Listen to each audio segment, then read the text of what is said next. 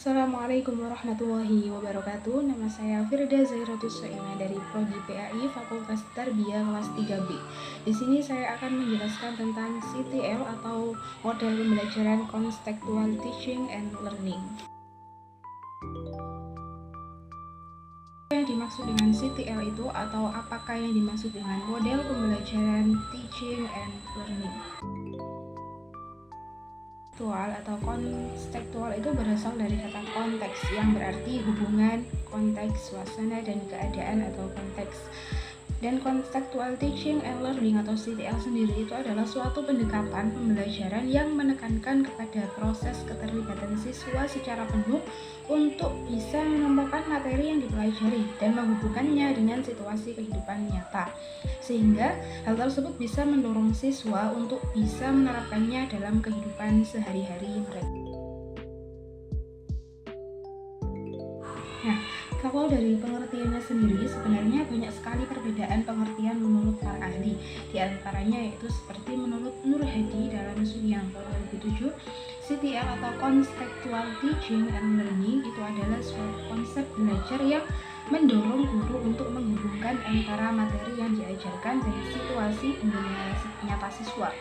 Sedangkan menurut Johnson dalam Sugianto 2007, CTL itu adalah sebuah proses pendidikan yang bertujuan untuk menolong para siswa melihat makna di dalam materi akademik yang sedang mereka pelajari dengan cara yaitu menghubungkan subjek-subjek akademik dengan konteks dalam kehidupan keseharian mereka.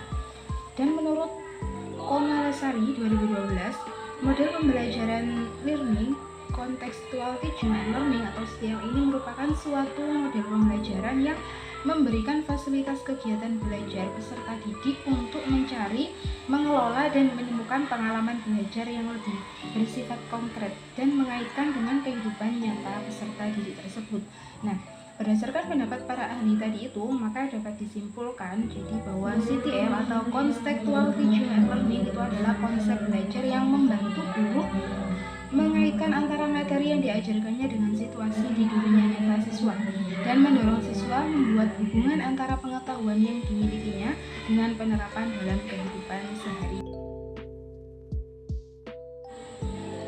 Dari konsep tersebut ada 3 hal yang harus kita pahami. Pertama yaitu CTL atau Contextual Teaching and Learning ini menekankan kepada proses keterlibatan siswa untuk menemukan materi.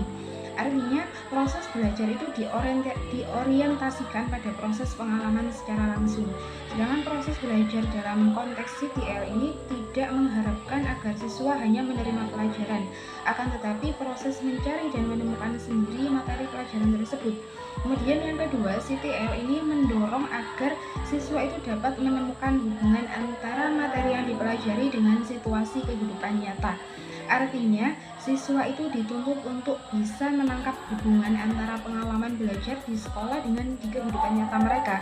Hal ini sangat penting sebab dengan dapat mengorelasikan materi yang ditemukan dengan di kehidupan nyata, bukan saja bagi siswa tetapi materi itu akan bermakna secara fungsional, akan tetapi materi yang dipelajarinya itu akan tertanam erat dalam memori siswa tersebut, sehingga tidak akan mudah untuk dilupakan. Kemudian yang ketiga yaitu CTL itu mendorong siswa untuk bisa menerapkannya dalam kehidupan.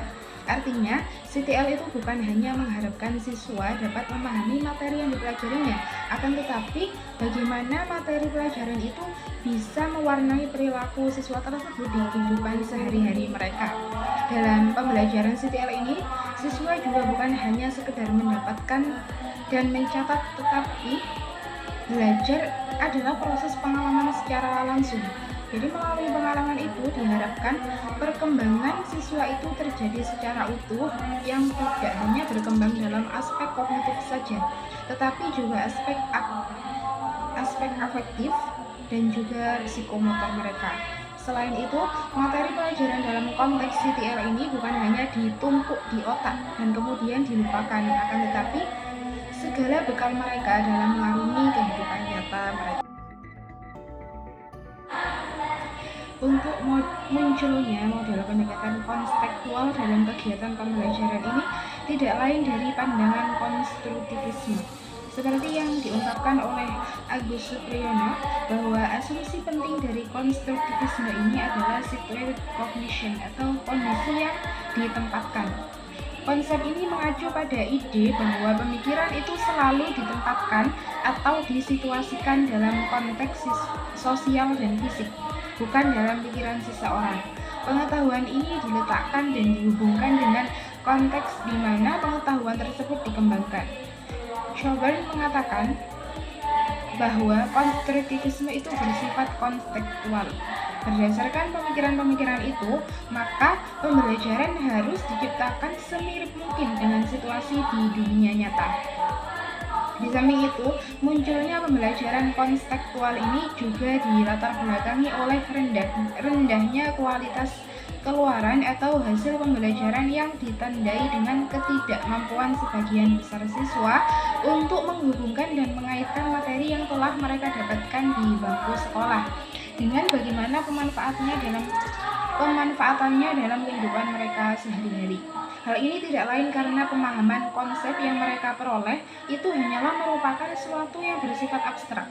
Selama ini kan pembelajaran yang masih mendominasi dalam dunia pendidikan kita tidak lain adalah masih bersifat hafalan dari materi yang diajarkan.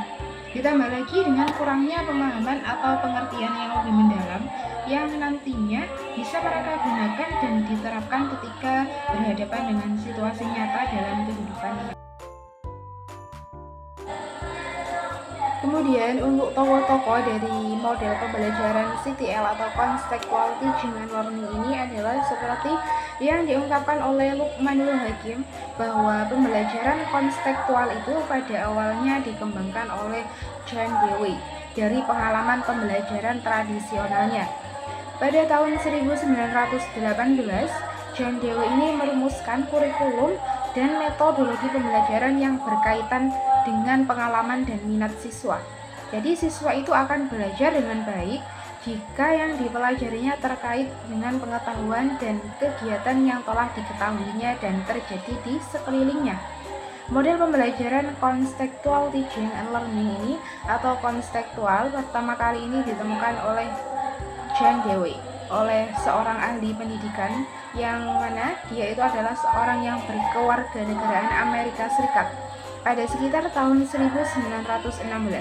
Dalam model pembelajaran konseptual yang dikemukakannya, John Dewey ini menekankan pada pengembangan minat dan pengalaman siswa. Jadi di sini John Dewey itu menyebutkan bahwa belajar itu merupakan sesuatu yang kompleks dan multidimensi yang jauh melampaui berbagai metodologi yang hanya berorientasi pada stimulus respon. Belajar itu hanya terjadi jika siswa memperoleh informasi atau memproses informasi pengetahuan baru, sehingga dirasakan masuk akal sesuai dengan kerangka berpikir yang dimilikinya. Selanjutnya yaitu ciri-ciri pembelajaran kontekstual. Setelah memahami pengertian pembelajaran kontekstual tadi, mari kita uraikan ciri-cirinya sekarang. Jadi pembelajaran ini memiliki beberapa ciri utama yang sekaligus menjadi keunggulannya, yang beberapa diantaranya adalah sebagai berikut. Ciri pertamanya dari pembelajaran CTL atau Contextual Teaching and Learning ini adalah lebih menekankan pada konstruktivisme, yaitu peserta didik itu diarahkan untuk mengetahui cara kerja, menemukan dan mengkonstruksi secara individual kemampuan baik yang berupa pengetahuan maupun keterampilan baru yang dimilikinya. Kemudian ciri yang kedua yaitu sikap gemar bertanya. Nah, ini merupakan salah satu tujuan dari pembelajaran ini, yaitu meningkatkan rasa keingintahuan yang dimiliki oleh para peserta didik. Sehingga karena hal tersebut, penyampaian materi pelajaran pun akan semakin lancar dan efektif.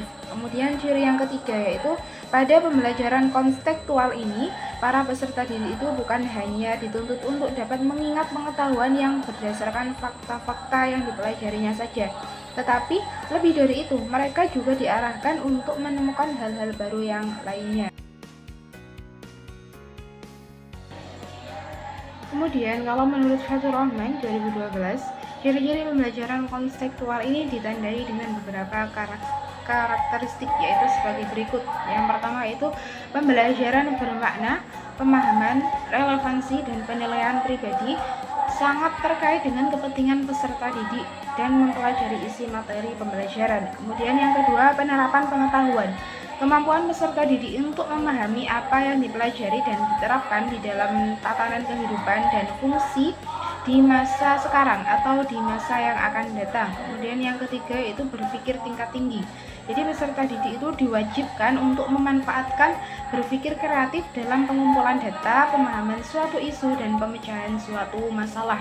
Kemudian yang keempat yaitu responsif terhadap budaya.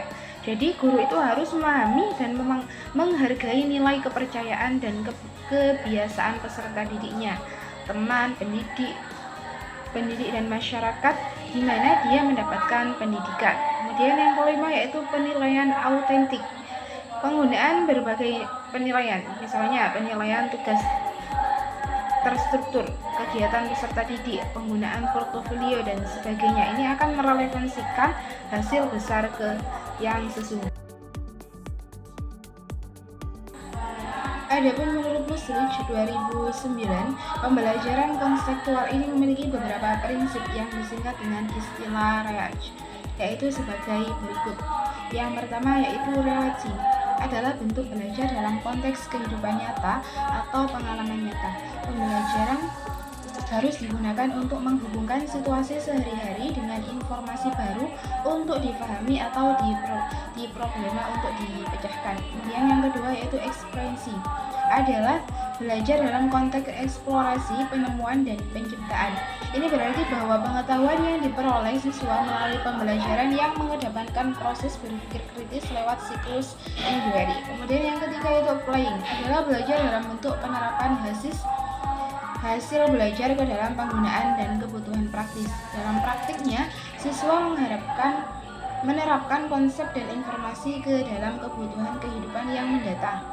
Kemudian yang keempat yaitu cooperating, adalah belajar dalam bentuk berbagi informasi dan pengalaman, saling merespons, saling berkomunikasi.